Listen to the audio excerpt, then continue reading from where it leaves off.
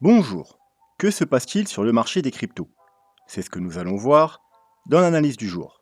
Mais avant de commencer, n'oubliez pas de vous abonner, de mettre un petit pouce bleu et de laisser un commentaire.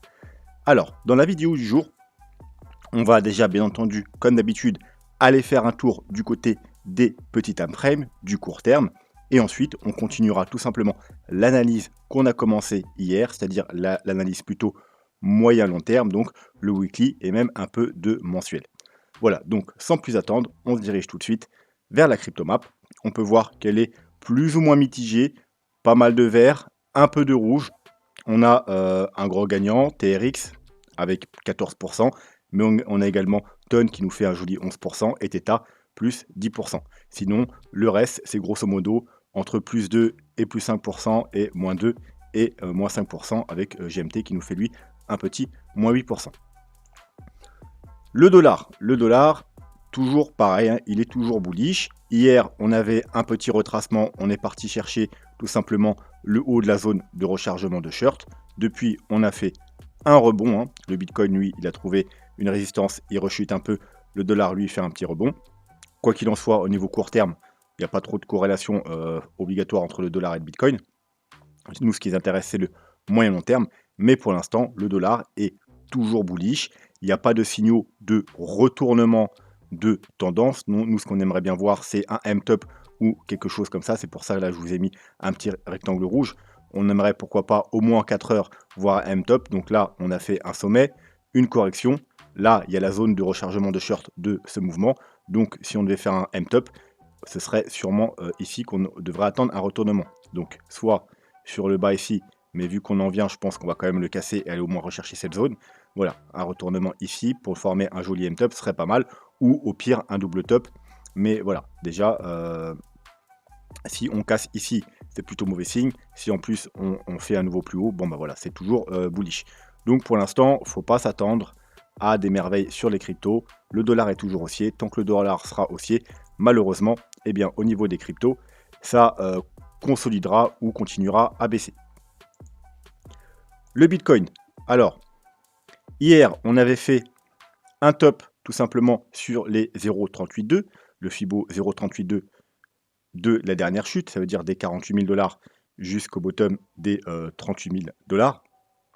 On avait été rejeté. Je vous avais dit, ceux qui sont plutôt haussiers et qui veulent chercher une entrée, eh bien, vous pourrez rentrer. Alors, je vais enlever le Fibo là, hop, pour mettre tout simplement celui-là. Voilà, donc du bottom jusqu'au sommet d'hier. Voilà, je vous avais dit, il y avait deux entrées possibles. Soit le Fibo 0,382 cumulé à la trendline rose, soit le Fibo 0,618 cumulé au bas du canal en blanc. Donc on est parti, on est revenu chercher les 0,382. Donc il y avait un trade possible, une entrée à trade possible à prendre ici. Bien entendu, quand on arrive au dernier sommet, il faut sécuriser. Donc ça veut dire mettre le stop au break-even, voire prendre un petit profit de sécurité. Donc on a fait un petit fake out et là on est en train de rechuter. Donc là on va s'enlever tout ça, ça ne nous sert plus à rien. On va s'enlever le Fibo, on va se remettre, hop, le Fibo là. Alors qu'est-ce qui pouvait nous laisser à penser que ici c'était un fake out? Donc déjà plusieurs choses. Comme vous pouvez voir, le RSI. Voilà, le Bitcoin a fait un plus haut. Par contre sur le RSI, on fait, hop, je vais vous zoomer, un plus bas. Vous voyez que ce point-là est plus bas. Donc déjà, divergence baissière, 4 heures. Vous voyez là, on fait un plus haut, là, un plus bas. Mais également, on pouvait aller jeter un coup d'œil au niveau des altcoins. Quand il y a un mouvement qui soit baissier ou haussier, c'est bien de voir aussi ce qui se passe sur les altcoins pour voir si ça suit, si ça valide, etc. Et sur les altcoins, on peut voir que contrairement au Bitcoin, on n'a pas fait de nouveau plus haut. Alors, une très légère mèche, mais globalement, vous voyez, on a été bloqué sur ce niveau-là. C'est-à-dire le niveau d'hier, qui est également un niveau très important. Pourquoi? Alors c'est également comme le Bitcoin, si on prend la dernière chute, le Fibo 0,382. Alors vous voyez, il est un peu caché par ma ligne, mais il est là, hein, la petite ligne bleue qui est en dessous. Donc il y a le Fibo 0,382, mais également, vous voyez que cette ligne-là, c'est quand même un niveau important. C'est là qu'a fait support ici, support ici, support ici, résistance hier, voilà, encore résistance. Donc pendant que le Bitcoin, lui, il faisait un plus haut, les altcoins, eux, ont fait un double top et ils n'ont pas validé la cassure. C'est pour ça que j'ai partagé ça sur Twitter. Hop, vous voyez, là, alors là c'est en petit time frame, là c'était en 1 heure, on était en train de casser les 0,382. Pendant ce temps-là, voilà, je disais que par contre, les altcoins ont du retard parce que eux, ils n'ont pas encore cassé. Hop, on va zoomer. Voilà, ils n'ont pas encore cassé. Donc, ils n'ont pas validé la cassure. Donc, ça, plus la divergence haussière 4 heures, il fallait quand même être prudent. Voilà, donc mettre les stops à break-even pour ceux qui sont entrés en trade et ou voire sécuriser, voire prendre un petit profit de sécurité. Donc maintenant ça rechute, et bien voilà, maintenant on va attendre voir le développement tout simplement. Il faudrait tenir les supports, ça veut dire la trendline rose et bien entendu le bas du canal. Je vous rappelle, alors je vais enlever le Fibo parce que là on voit pas grand chose. Je vais même enlever le RSI, histoire, voilà. Donc il y a le bas de notre canal là, hein. Alors c'est pas un canal 4 heures, bien entendu, c'est un canal daily. Voilà, donc bien évidemment, il faudrait éviter de clôturer sous le canal. Parce que depuis le mois de janvier, on tient ce canal, on a fait une grosse mèche ici, une grosse mèche ici. La dernière petite mèche ici, hein, donc il y avait un point d'entrée, comme je vous avais dit à l'avance, ici, si on faisait un petit fake out et on réintégrait très rapidement. Voilà, donc maintenant, il faut tenir ce canal et cette trendline rose weekly. Sinon, malheureusement, il faudra s'attendre à une plus grosse chute. Pourquoi pas aller rechercher le canal ici. Alors, je vais dézoomer, vous voyez, c'est le grand canal qu'il y a ici.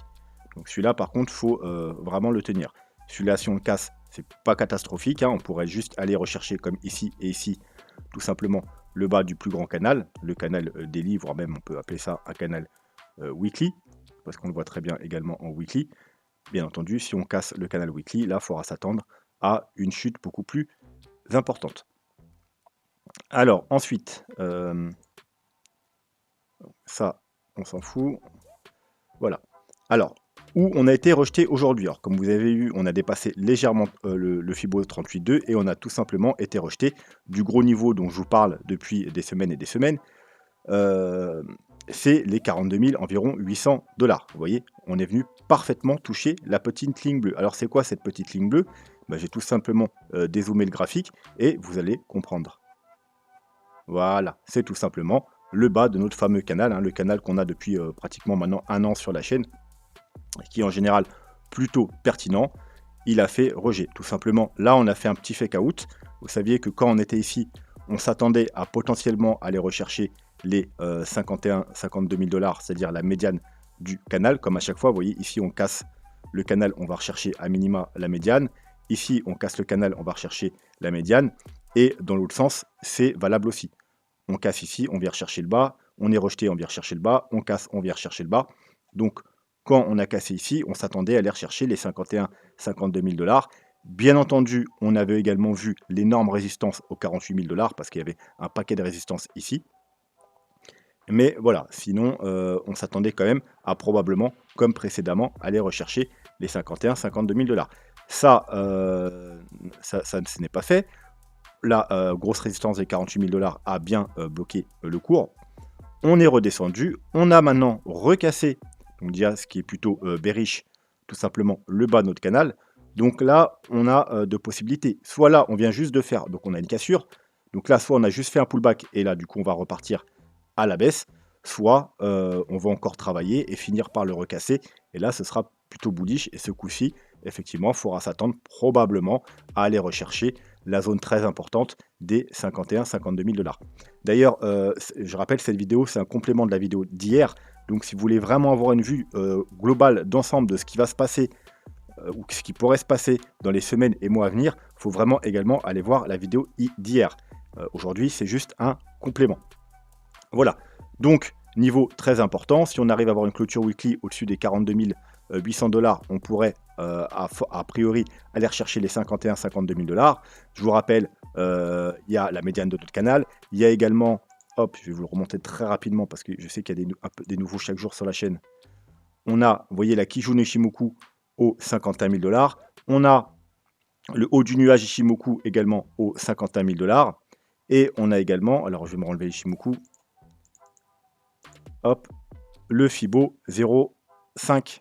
Vous voyez, la ligne orange également aux 51 000 dollars. Donc, vous voyez, entre les 51 et les 51 et 52 000 dollars, il y a une énorme résistance. Et encore, je ne vous ai pas tout montré. Mais voilà, c'était juste pour vous montrer un petit aperçu.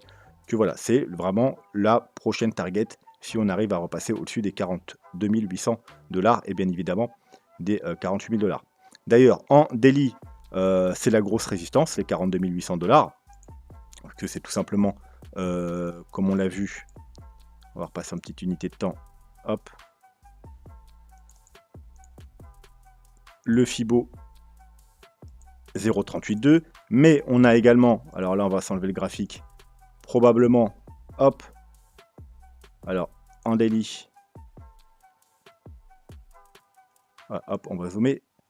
On a les deux moyennes mobiles ici, donc la moyenne mobile EMA 21 et la moyenne mobile 50. Vous voyez, hop, on a fait une petite mèche, mais on a été rejeté, donc très important. Si on les casse, il faudra s'attendre à aller rechercher une nouvelle fois la moyenne mobile 200. Je vous rappelle, c'est entre autres elle qui a bloqué aux 48 000 $. Donc en daily, le niveau à court terme le plus important, c'est aux alentours des 42 000 $. Il faudra avoir une clôture et une validation au-dessus des 42 000 $ pour espérer aller au moins retester ce niveau. Et vous voyez qu'en weekly aussi, c'est pareil. On a grosse résistance, mais là, c'est plutôt autour des 44 000 $. Donc en daily, c'est plutôt bon signe si on casse les 42 000 $. En weekly, il faut casser les 44, je dirais même 45 000 $ pour être haussier sur du plus long terme. D'ailleurs, hop, j'ai partagé également sur Twitter un graphique très simple. Donc, on a quoi sur ce graphique? C'est un graphique weekly tout simplement. Donc, on a l'AMA 50, l'AMA 100 et l'AMA 200, tout simplement. Là, vous voyez que depuis plusieurs mois, on est bloqué entre l'AMA 50 et l'AMA 100. Tout simplement, si on arrive à casser l'AMA 50, eh bien, a priori, il y a de fortes chances qu'on aille faire un nouveau sommet. Comme, alors, j'ai pas tout l'historique, mais à chaque fois qu'on est au-dessus de toutes ces moyennes mobiles, en général, on a des belles tendances haussières, comme ici. Et si on casse la MA 100, eh bien malheureusement, il y a de fortes chances qu'on ait retesté la moyenne mobile de 100 aux alentours des 21 000 $, comme précédemment. Alors, est-ce que... Alors, du coup, on va juste aller voir tout simplement, peut-être, allez, ce graphique-là. Même s'il n'y a pas énormément d'historique, je pense, on peut peut-être aller voir en weekly. Hop.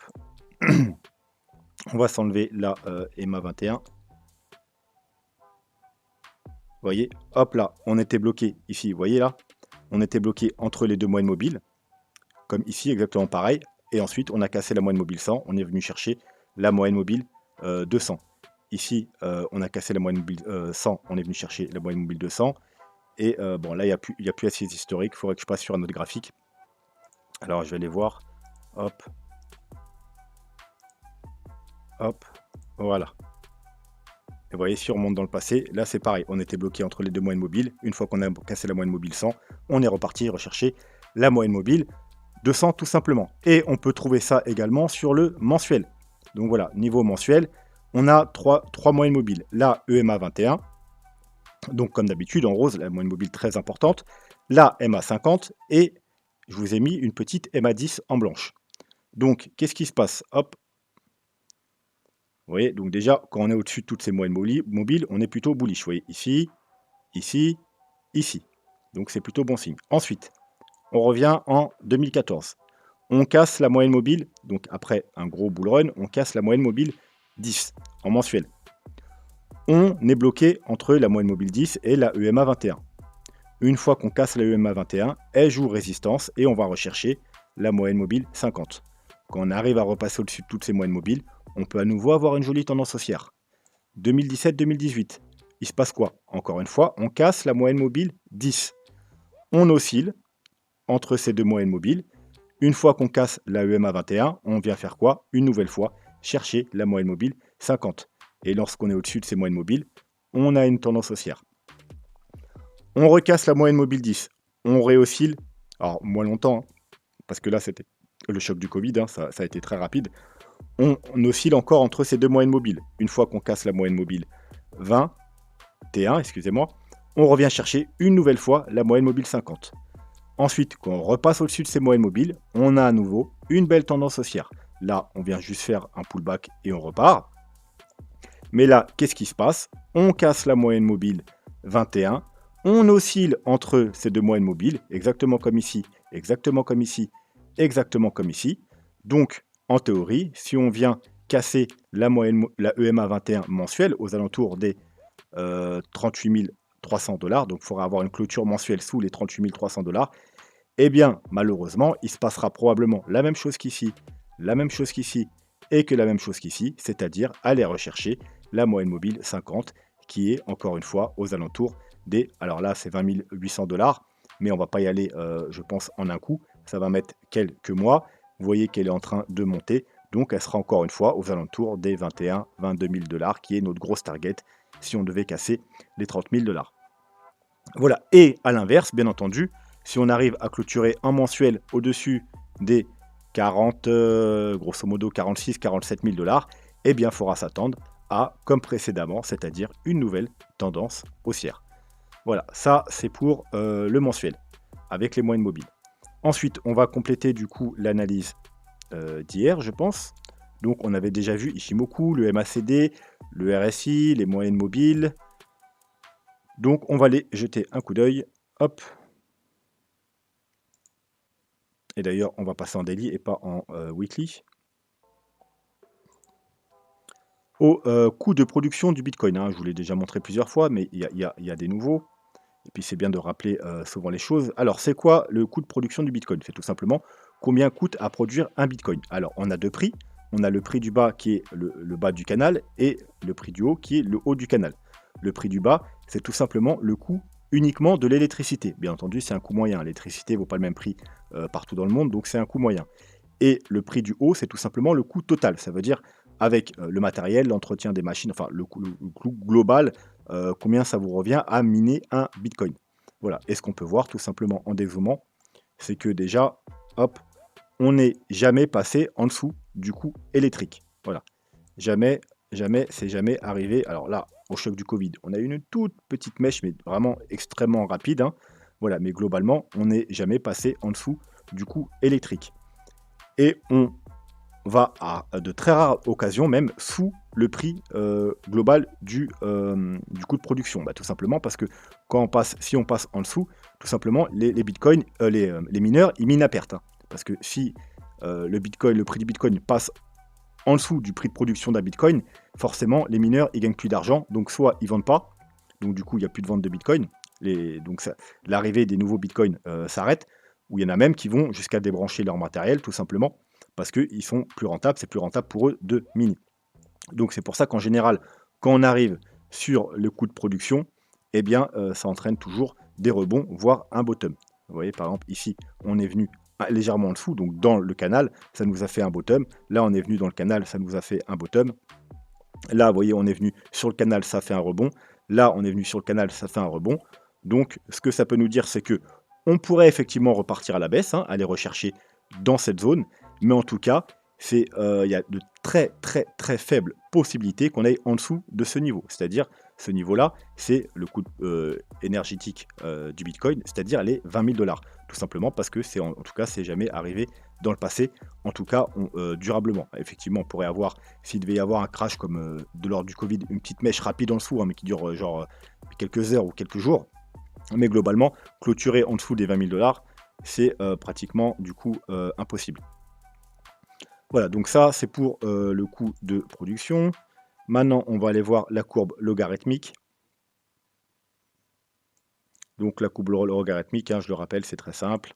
On a une courbe. En général, le haut, ça nous marque les sommets. Vous voyez, c'est une courbe, donc c'est arrondi, c'est une courbe logarithmique. En gros, ça tient en compte la perte de volatilité du Bitcoin. Et les bottoms, la plupart, enfin, du moins depuis le début, se font sur le bas tout simplement de cette courbe, donc la ligne jaune. Vous voyez, ici, ici, ici, ici, ici, ici, ici. Bon, là, on l'a même franchi avec le choc du Covid, hein, c'était assez violent, donc on l'a même franchi, mais on n'est pas resté longtemps en dessous. Et voilà, donc pour l'instant, on n'a pas encore rejoint cette ligne. Donc théoriquement, si on devait se dire qu'on devait faire pareil que précédemment, on devrait aller rejoindre au moins cette ligne, voire même aller un petit peu en dessous. Donc, elle se trouve actuellement aux 35 000 $. Mais si on devait faire une petite percée en dessous, on pourrait aller beaucoup plus bas, hein, du moins très rapidement. Vous voyez que ici, hop, on a perdu, par exemple, 48%. Alors, on va peut-être pas aller à 48%, mais si on faisait ne serait-ce que, allez, 30-40%, vous voyez, ça peut nous mener à 19 000 $.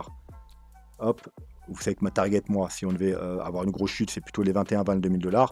Et ça nous mettrait grosso modo moins 33% depuis le bas du canal. Donc voilà, grosso modo, mais ce serait pas très grave.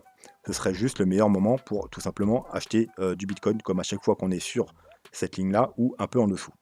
Voilà. Sinon, à la hausse, on est bloqué par tout simplement cette ligne verte. Vous voyez, il y a des lignes intermédiaires.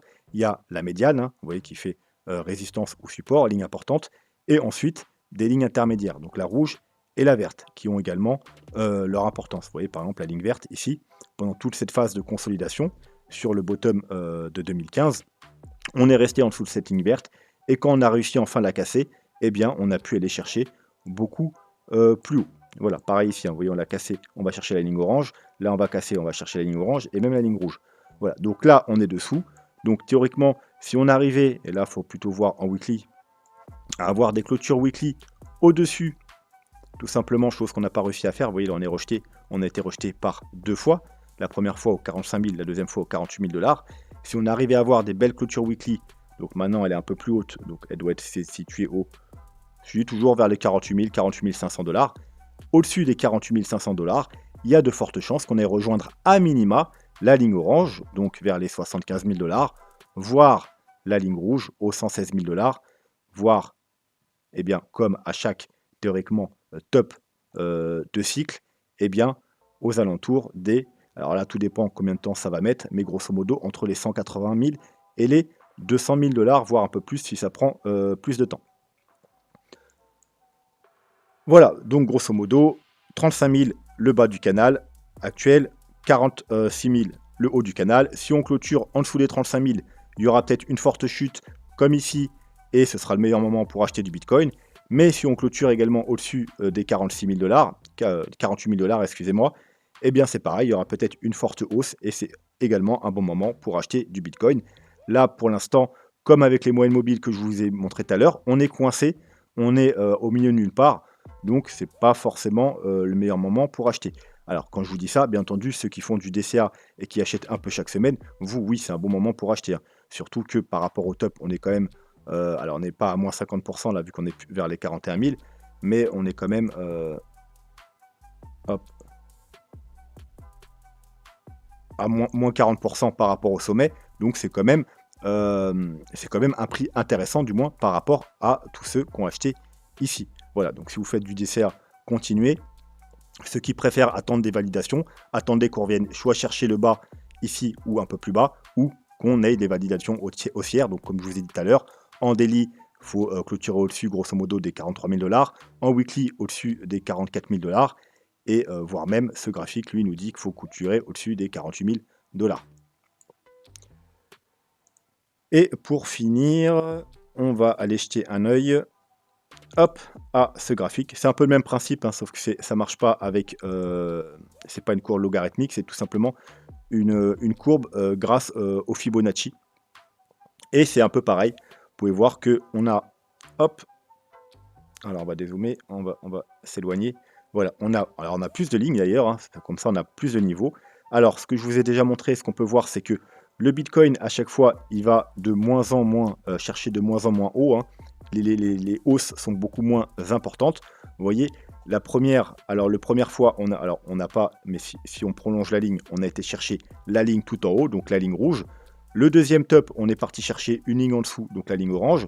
Le troisième top, encore une ligne en dessous, la ligne violette. Hop, le quatrième top, encore une ligne en dessous, la ligne rose. Vous voyez, à chaque fois, ça descend d'une ligne. Et là, encore une ligne en dessous, la ligne bleu foncé. Donc théoriquement, le prochain top, ça sera probablement sur la ligne bleue claire. Sauf si ça, c'était pas vraiment un top de marché et que le cycle n'est pas fini. Donc on pourrait aller retester la ligne bleue. Possibilité également. Mais grosso modo, le top du marché, le prochain top, se fera donc entre la ligne bleu ciel et la ligne bleu foncé. Donc bien évidemment, ces lignes bougent, hein. Donc si on se met à remonter, elles vont également monter également. Donc les chiffres qu'il y a ici, ce n'est pas du tout les bons chiffres qu'il faut regarder. Par exemple là, la ligne bleu ciel, elle est à 91 000 $ et celle-là à 137 000 $. Mais si on monte gentiment pendant plusieurs mois, eh bien elles vont monter également. Et donc voilà, forcément, les niveaux seront également beaucoup plus haut. Quoi qu'il en soit, pour le moment, on est coincé entre le bas du canal, hop, donc la ligne verte. D'ailleurs, en général, vous voyez que les bottoms de marché se font tout simplement en dessous du bas du canal. Vous voyez ici, en dessous la ligne verte, ici, en dessous la ligne verte, ici, en dessous la ligne verte, ici, en dessous la ligne verte. Donc, si on voulait vraiment être dans la même configuration précédemment, il faudrait passer en dessous de la ligne verte, c'est-à-dire en dessous des 31 000 $. Donc en dessous, voilà, le bottom qu'on a eu au mois de juillet-août dernier, et en dessous, bien entendu, le dernier bottom aux 33 000 $. Et aller rechercher un petit peu en dessous, donc pourquoi pas notre target aux 21-22 000 $, voire un peu plus haut aux alentours de 25 000 $. On a également des objectifs vers ces niveaux-là. Quoi qu'il en soit, si ça arrive, encore une fois, ce sera le meilleur moment pour acheter du Bitcoin sur du long terme. A l'inverse, si on ne rechute pas et on monte, eh bien la cassure de la tout simplement ligne jaune ici, vous voyez, qui fait résistance depuis plusieurs mois. Encore une fois, on est bloqué entre ces deux lignes, comme sur les moyennes mobiles et comme sur la courbe logarithmique. Donc si on arrive à passer au-dessus des, et là c'est aux environs des 45 000, 44, allez, on va arrondir à 45 000 $, eh bien on pourrait aller au moins rechercher dans un premier temps la ligne blanche qui se situe encore une fois vers les 75 000, 74, 75 000 $. Donc, pourquoi on retrouve souvent ce niveau des 74-75 000 $? Eh bien, pour ça, il suffit d'aller regarder un autre graphique. Alors, je ne sais pas si je l'ai toujours sous la main. Alors, on va s'enlever d'ailleurs l'indicateur. Hop. Non, c'est pas celui-là. Alors, je vais essayer de retrouver. Alors, je ne l'ai peut-être même plus parce que j'en ai effacé des graphiques. C'est pas celui-là non plus. C'est pas celui-là non plus. Ok, c'est pas celui-là non plus. Donc, ce que je vais faire, c'est tout simplement, hein, c'est très simple, hein, on va se le remettre.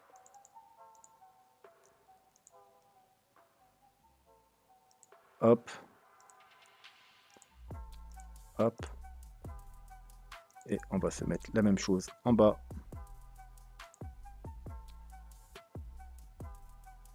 Grosso modo. Donc, ça, on n'en a pas besoin. Ça, on n'a pas besoin. Donc, grosso modo, comme vous savez, pour l'instant, on est dans une sorte de canal. Hop. Voilà. Donc, on est parti chercher le haut. On rebondit en bas, on va chercher le haut. On rebondit en bas. Donc, possiblement d'aller rechercher une nouvelle fois le haut de ce canal. Et le haut de ce canal se trouverait, comme vous voyez, vers les 75 000 $. Donc, il y a pas mal de choses qui nous disent quand même d'être prudent quand on arrivera vers ces niveaux. Bien entendu, tout le monde sera extrêmement bullish et pensera qu'on va aller encore to the moon. Mais comme vous avez vu, non seulement avec la courbe logarithmique, mais avec le graphique que je vous ai montré juste avant, avec les Fibos, mais également d'un point de vue graphique simple, aux 75 000 $, on aura une grosse résistance. On pourrait toujours être rejeté et continuer bien, le petit range qu'on est en train de faire dans ce canal. Donc, il faudra être extrêmement prudent et prendre des profits. Bien entendu, si on arrive à casser les 75 000 $ et ce canal, il y aura probablement une grosse hausse qui va suivre et la poursuite de la tendance haussière. Voilà, le graphique simple nous le dit, mais également, bien entendu, ce que je vous ai montré précédemment, ça dit la même chose, parce que si on casse la ligne blanche, on irait probablement rejoindre tout simplement la ligne supérieure, et c'est pareil sur la courbe logarithmique. Si on casse la ligne orange, donc aux alentours des 75 000 $, vous voyez, hein, elle se cumule parfaitement, justement. Vous voyez, là, vous avez le canal en rouge et la ligne orange, hein, donc ça se cumule parfaitement. Donc voilà, par contre, si on arrive à casser, eh bien, on ira probablement continuer au moins jusqu'aux environs des 115 000 $. Allez, pour finir, peut-être, ça fait longtemps qu'on ne l'a pas vu, le Gaussian Channel. On va s'enlever le graphique. Hop, en weekly. Donc, comme vous le savez, quand on est au-dessus du Gaussian Channel, alors du coup, je vais remettre le graphique plus long terme parce que là, il n'y a pas assez d'historique. Quand on est au-dessus, on est tout simplement bullish. Quand on est dedans, voire en dessous, c'est un bon moment pour accumuler du Bitcoin. Et quand on repasse au-dessus, on repasse bien tout simplement bullish. Donc là, on est dedans. Donc c'est un prix intéressant pour acheter du Bitcoin. Bien entendu, si on devait passer en dessous, ce sera encore un prix plus intéressant. C'est généralement les bottoms de marché, du moins les 3 derniers, se sont faits en dessous de ce canal. Donc ce qui voudrait dire qu'il faudrait aller en dessous, encore une fois, des 33 000 $. Et pour l'instant, on est dans la partie basse du canal. Donc encore une fois, Ici, on a eu un petit fake out, vous voyez. On a cassé le canal, mais on n'a pas réussi à se maintenir au-dessus. On a cassé, petite bougie d'incertitude et on a rechuté. Voilà. Si par contre cette bougie, elle aurait été plutôt verte, plutôt confirmé la cassure, on aurait probablement été au moins recherché le haut du canal. Voilà. Donc, grosse résistance là aux alentours des 45 000 $. Encore une fois, vous voyez, on revient au niveau des 45 000 $ en weekly. Donc, si on arrivait à casser les 45 000 $ en weekly, on irait probablement rechercher aux alentours des 54-55 000 $. Bien entendu, on n'oublie pas qu'avant, il y a les 51-51 000 $. Mais voilà, ici, c'est également un niveau important, les 55 000 $. Pourquoi? Parce que c'est tout simplement la zone de rechargement de short. Alors là, je vais revenir sur le graphique de base. Hop, et on va enlever les moyennes mobiles. On va enlever ça. Voilà, c'est tout simplement le bas de la zone de rechargement de short de tout le mouvement baissier. Vous voyez ici, 55 000 $. Je vous rappelle, zone de rechargement de short, c'est tout simplement le Fibo 0,5 et 0,786. Le plus important, c'est bien évidemment le Fibo 0,618. J'ai dit 0,5 juste avant, excusez-moi, c'est 0,618. Donc voilà, niveau extrêmement important. On a bien entendu les 51-52 000 $ avant, qui vont pas être évidents à passer. Mais voilà, et si on les passe, bien entendu, il y aura également aux 55 000 la zone de rechargement de short. Et sur le Gaussian Channel, on aura également le haut du canal. Et si on arrive à passer les 55 000 $, ça veut dire non seulement on passe au-dessus du bas de la zone de rechargement de short, mais également on passera au-dessus du Gaussian Channel. Il faudra s'attendre bien évidemment à une grosse tendance haussière. Voilà, et on peut aller, je sais que vous aimez bien aussi, il y en a, ils me le demandent souvent, de le regarder en 5 jours. Alors, en 5 jours, pareil, on est bloqué entre, vous voyez, on est vraiment bloqué depuis plusieurs mois. Est-ce que c'est plusieurs mois? Oui, parce que c'est depuis le mois de janvier, entre les deux bornes, la borne haute et la borne basse. Dernièrement, il y a quelques jours pendant la chute, on est revenu une nouvelle fois chercher le bas, donc c'était un bon niveau pour tenter quelque chose. Ça a fait un rebond, mais voilà, pour l'instant, on est au milieu de rien. Donc, les niveaux à surveiller, c'est les tout simplement 47 300 $, pratiquement les 48 000 $. Et bien entendu, les 38 000 $. Donc, si on devait avoir une clôture, et je ne parle pas de mèche comme ici, mais vraiment des clôtures de bougies en dessous les 38 000 $, et bien malheureusement, ou heureusement pour ceux qui veulent acheter du Bitcoin pas cher, on aurait sûrement quelque chose comme ceci, comme à chaque fois qu'on casse le canal, donc une grosse chute. Et une bonne occasion pour acheter du Bitcoin et probablement un bottom. Et si à l'inverse on arrive à repasser les 48 000 $, on se dirigera dans un premier temps vers, encore une fois, vous voyez, les 55 000 $. Et bien entendu, si on arrive à passer au-dessus, eh bien on aura probablement une nouvelle tendance haussière. Allez, c'est bon, on va s'arrêter là pour aujourd'hui. N'hésitez pas à vous abonner si ce n'est pas déjà fait, un petit commentaire, un petit pouce bleu, à me demander vos altcoins préférés pour que je les analyse soit demain, soit ce week-end. Et puis voilà, je pense qu'on a fait le tour. Sur ce, moi je vous souhaite une très bonne soirée et je vous dis à demain. Tchuss.